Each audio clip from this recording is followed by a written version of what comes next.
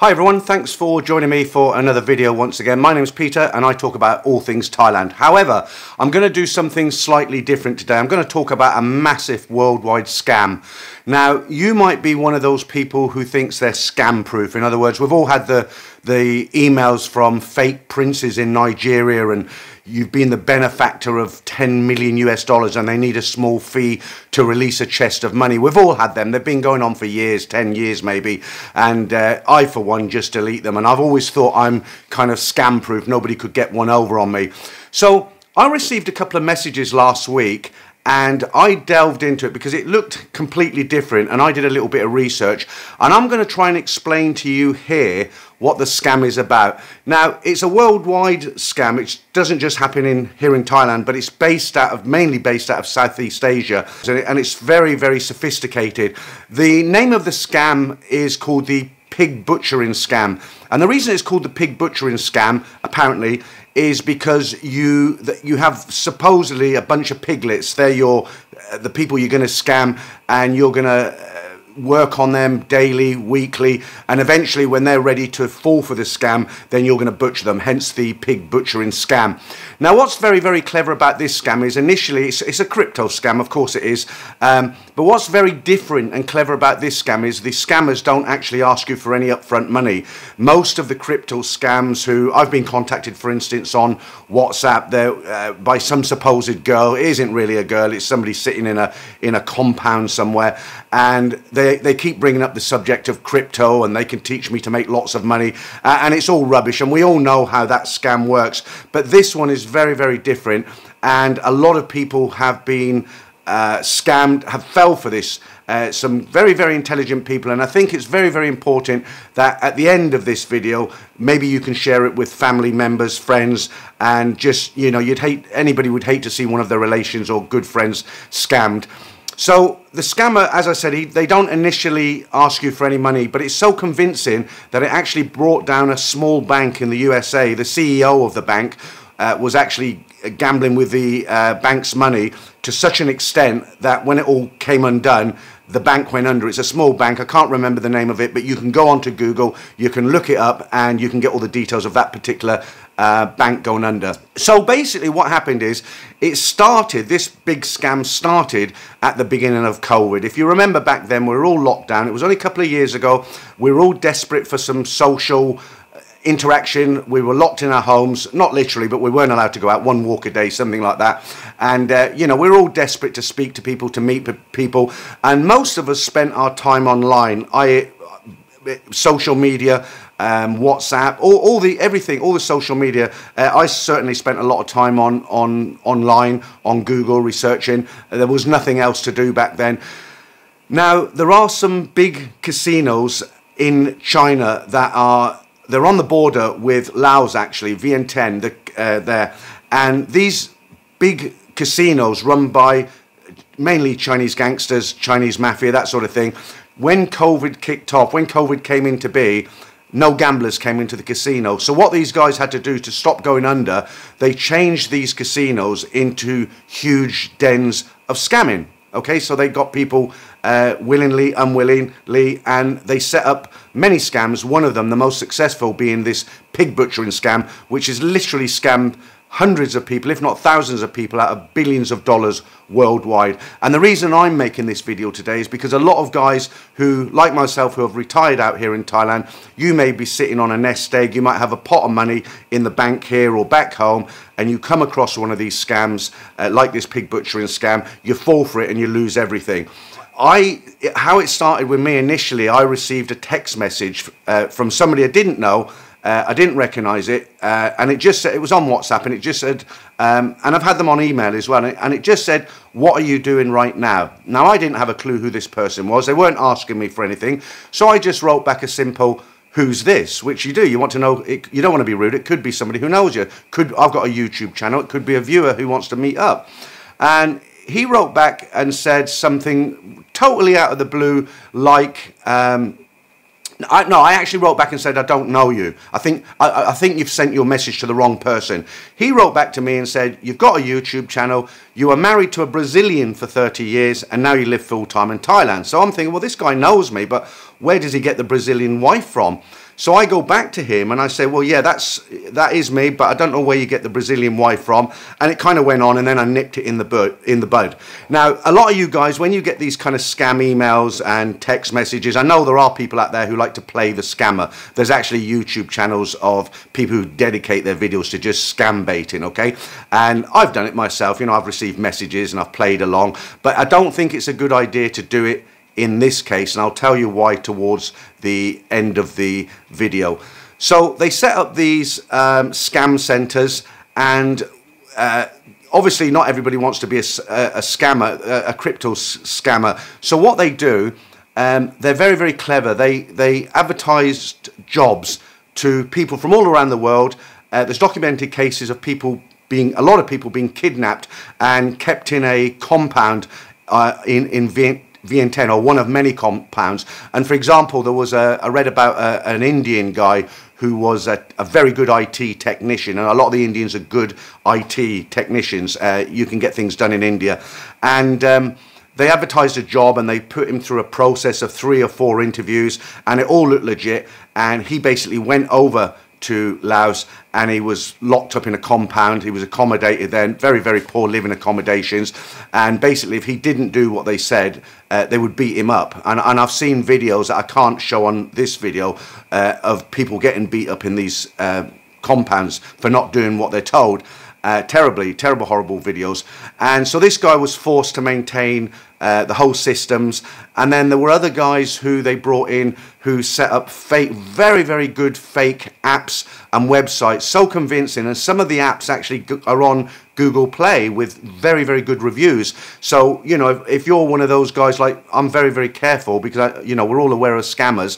If you go on to you read something that looks really good, you're gonna do your research, and if it's on Google Play, you think, well, if Google are allowing it on their platform, it must be good. And there's reviews, and people download these apps, and they're very, very convincing. Also, there's websites. So you go and look at these websites, and they're very, very convincing. They're professional websites. Everything works as it should.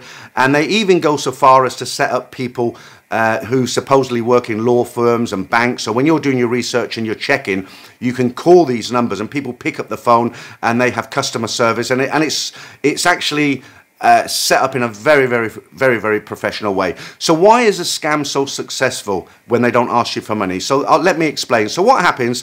A person will send you a message out of the blue, like I've just explained to you, and it might be something like, "Hi Karen, is it are you going to the doctors today?" Or "Hi James, are we still on for the pub tonight?" And you're thinking, "Who's this? I don't know who this guy is." And then you'll write back like I did, and you'll say, "Sorry, I think you've got the wrong message." And they'll come back and say, maybe, "Okay, sorry, how's the weather in England?" or something very, very meaningless, and then they'll leave it for a few days. They don't come straight back on it like the crypto scams of the past. They're bombarding you with messages all day long. These people, they don't do it. What they do, they'll send you the odd message, and they'll start to befriend you. They won't talk about crypto. They won't talk about anything financial. They'll just start building a rapport with you.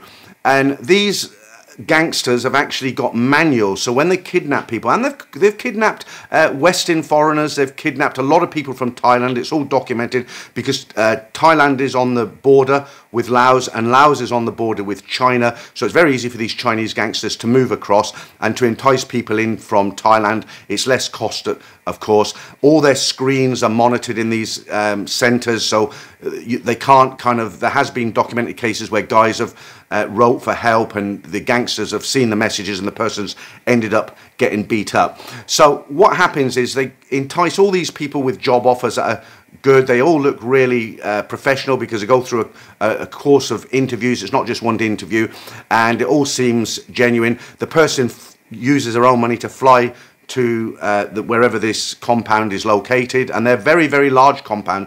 You're talking hundreds of people. It's not a setup with just 2 or 3 people.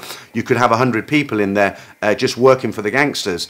And what happens is they have to take on a fake persona, like somebody on social media, and it's very easy for these people to get the information from social media, especially during COVID. The information's all out there, very general information. They can get your name, what town you live in, things like that. So it's kind of quite convincing when they use personal details. So I'll go back to the scam. So basically what happens is they befriend you in a kind of slowish way, like I explained. They'll send you the odd message, maybe 3 days later they'll come back, and this will go on. And the manuals that the operators give to their so-called employees, the captives as it were, they explain how to groom their victims and how to talk to them and how to find their weaknesses and that sort of thing. And then eventually what happens after a month or so, maybe 6 weeks, the person the person who's getting scammed kind of does bond with this person, because they haven't asked for any money, they haven't spoken about crypto, and basically this scammer tries to pick out little bits of information that will make you bond with them. They might say something like, oh, I know the town in England where you come from, I come from that town, or in the US, a little town in Texas, oh, I come from that town, and it builds this bond. And then eventually what happens when the scam kicks in, they'll start talking about money, and a lot of the time the people who say, well, look, you know, it's not happening, I'm not sending you any money, I know about these crypto scams, you seem a nice enough person, but I'm not sending you anything. What happens then is the second phase of the scam kicks in. So the person will say, well, you don't need to send me any money, but, you know, we've become friends here. I've made a lot of money on crypto, and I'd like to help you make money. You don't need to send me anything. I'll just show you how to do it. So, you know, you think of your average person, you're thinking, well, people do make money on crypto. There are people who know about crypto. He's not asking me to send him money, or her. It's, you know, why miss the opportunity? Maybe I can make a lot of money at this, and I'm not taking any risk because I'm not setting any money. Then what happens is the scammer has their own apps, their own websites, everything belongs to them, and it's all research proof. You can't find out that it's fake. Very, very, very difficult. They do their homework, their background work. And they'll introduce you to a so-called straight website, and they'll show you how to sign up, and they'll let you... they'll say, well, look, why don't you put a few dollars of your own money into this, and you don't send it to me, you just do it yourself. Just a small amount, it could be $100, nothing major.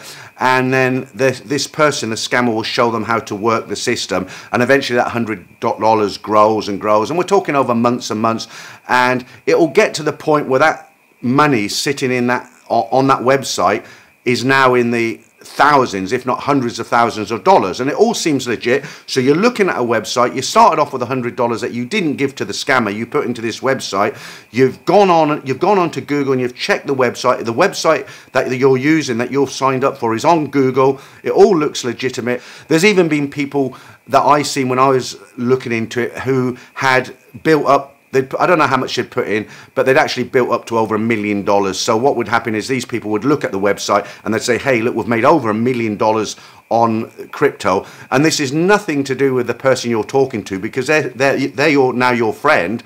They haven't asked you for any money. They're just guiding you because that's what they do and that's how they make money.